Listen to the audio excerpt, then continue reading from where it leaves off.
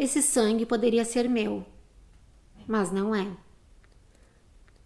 Aos 21 anos, em um corpo jovem, senti a agulha penetrar em meu braço enquanto segurava aquela bolinha vermelha na esperança de ajudar, sem saber que seria eu a pessoa mais tocada por aquela doação. Aquela criança que esperava pelo meu sangue nunca o recebeu. Foi uma única experiência, achando que seria doadora para sempre, mas a convocação recebida por uma correspondência mudou tudo na minha vida.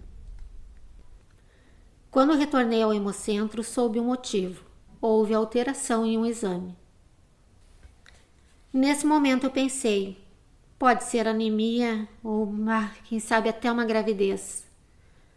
Mas o exame alterado tinha apenas 3 letras: HIV.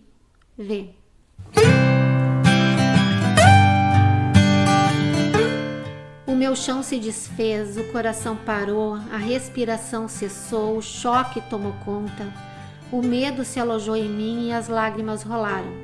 As pernas tremeram numa dança de emoções onde os sentidos se perderam.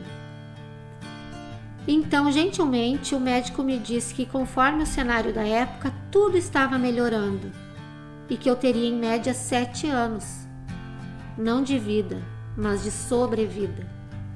Ou seja, que a expectativa era de que eu vivesse até os meus 28 anos.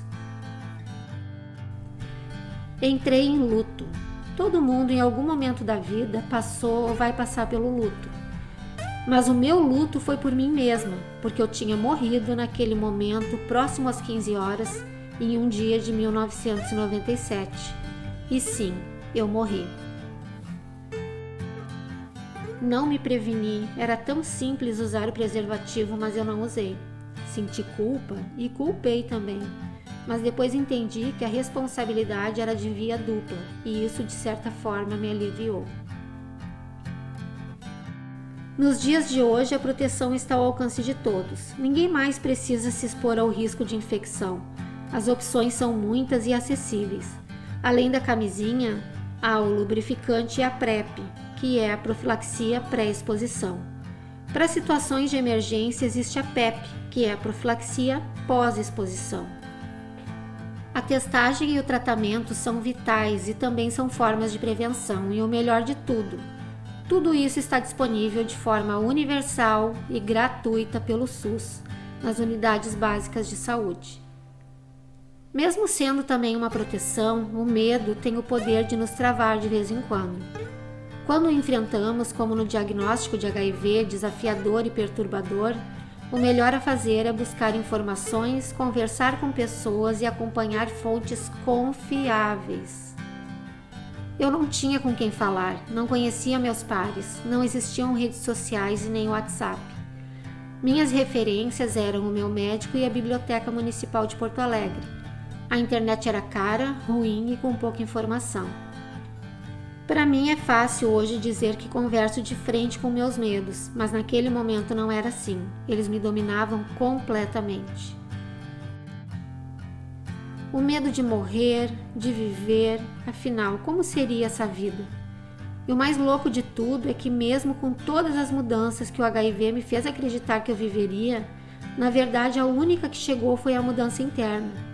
A dor foi interna, psicológica, sofrida e com muito, mas muito choro.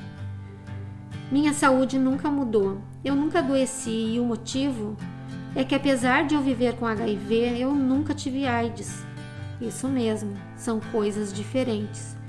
HIV é um vírus controlável e com tratamento podemos nunca adoecer. E sem tratamento a imunidade cai e são abertas as portas para doenças oportunistas, entrando assim em estágio de AIDS.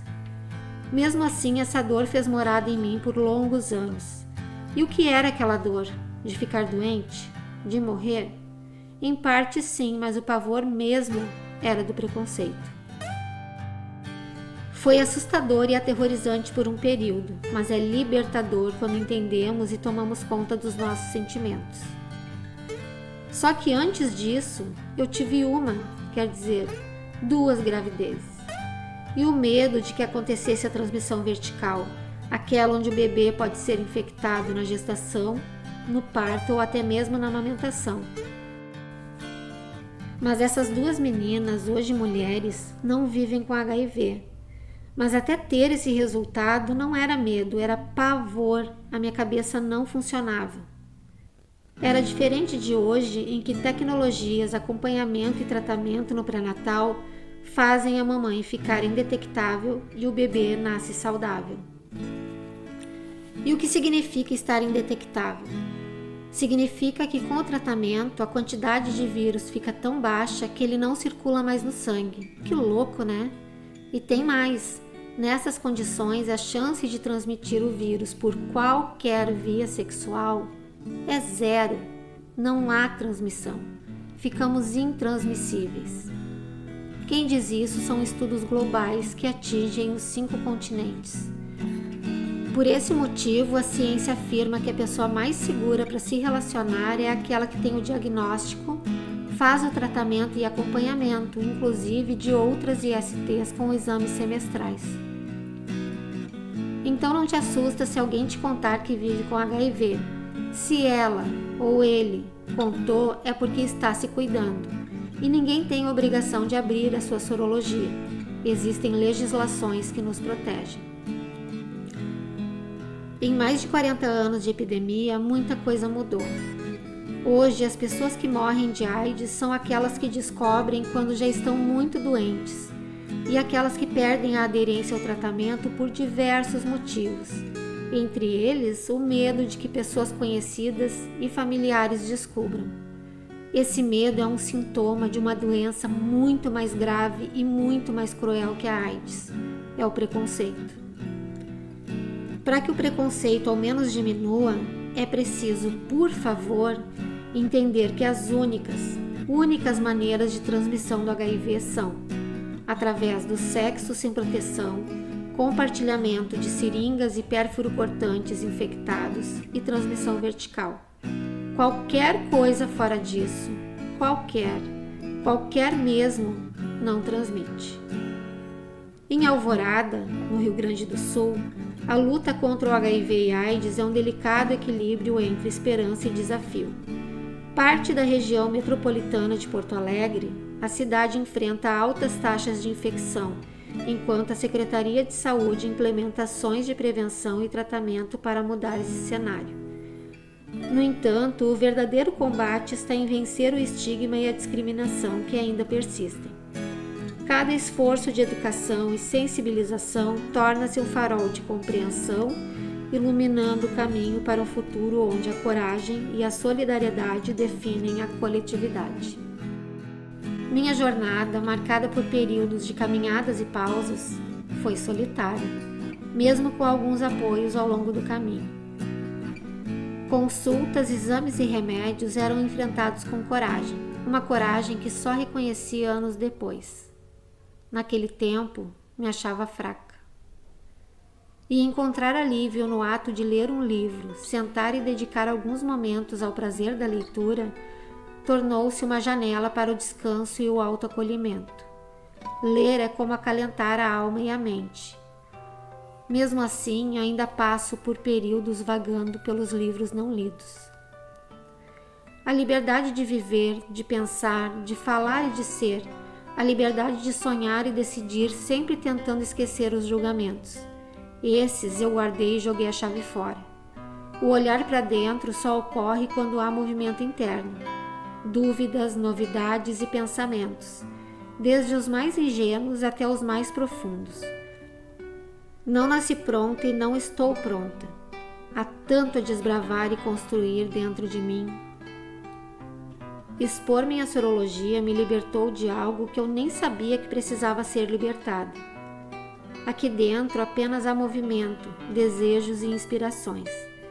Descobri que minha voz pode ecoar por aqueles que não podem falar, aqueles que decidiram manter sua sorologia em sigilo pelos mais diversos motivos.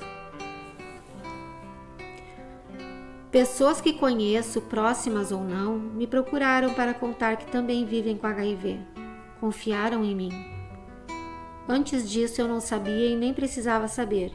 É uma informação íntima que só deve ser falada se for uma opção. Não há obrigação e por isso digo com muita tranquilidade que todos conhecem ao menos uma pessoa que vive com HIV, mesmo que não saiba. Por isso, me observo de fora para dentro com frequência. Manter a mente ativa e o entendimento aguçado traz aprendizados e senso crítico. Estou aqui após 30 anos de infecção, cheia de saúde e qualidade de vida, consciente de que o vírus não me define. Ele é pequeno e com o tratamento torna-se inofensivo. Eu e ele temos um acordo. Eu mando e ele obedece. Eu vivo e ele dorme. E assim seguimos nossas vidas. Lembro bem que quando eu tinha 29 anos me via com o pé no declínio da vida, no sentido de ser muito velha para ser uma mulher vaidosa e interessante. Isso durou alguns anos. Baixa autoestima, insegurança, preocupada com o olhar alheio e outras coisas. Era como se eu tivesse um mar para desbravar e não soubesse nadar.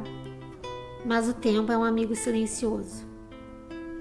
Hoje, muito depois desses 29, tenho a idade apenas como um número. Ela não me define. E aos poucos tenho aprendido a ser mais gentil comigo. Comemoro minhas pequenas conquistas, sinto orgulho de mim, percebo melhor o meu valor e me cuido mais. Eu nasci de parto natural no dia 3 de outubro de 1975 e morri no dia 27 de março de 1997 ao receber o meu diagnóstico. Anos depois, não tenho a data, eu nasci de novo.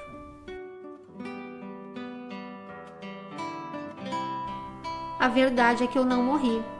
Eu passei da sobrevida para a vida. E que sejam bem-vindas as rugas, querendo ou não, elas chegam.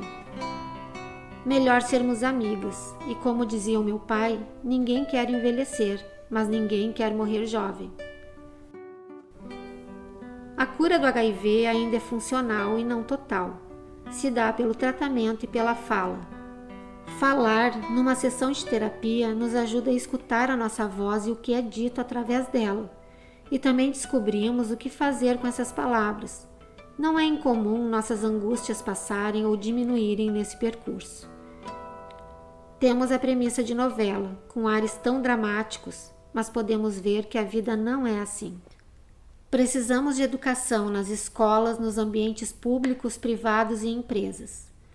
A educação é a fonte primordial para aplicar todas as incríveis ferramentas de prevenção que temos à disposição no SUS para erradicar a incidência de HIV. O HIV é uma questão de saúde pública e nós, como cidadãos e eleitores, precisamos buscar e receber essas informações e saber onde encontrar e como utilizar tais métodos de prevenção. Precisamos de inclusão, senso crítico, saúde física, saúde mental, qualidade de vida, respeito, democracia, liberdade e vida. Pelo menos isso. O HIV é assunto de todos. De todos. Quando eu era criança, olhava para o céu e pensava, como deve ser bom voar. Hoje, beirando os 50, eu viajei pouco, voei pouco, mas algumas das vezes eu recebi a melhor sensação que o avião pode nos dar, a liberdade. O vento e o movimento são outros. Cada pessoa tem um significado para a sua liberdade. Para mim, o salto de paraquedas é simbólico. Se eu posso saltar, eu posso fazer tudo. Digo para mim mesma como se fosse simples assim. Mas algo se rompe de certa forma, algo se transforma em cada salto. E a partir de cada um, eu sinto mais coragem de enfrentar os meus desejos e lutar, mesmo com algumas dificuldades. Por nós, por quem vive com HIV e conseguir atingir de um a quebra do preconceito e da discriminação.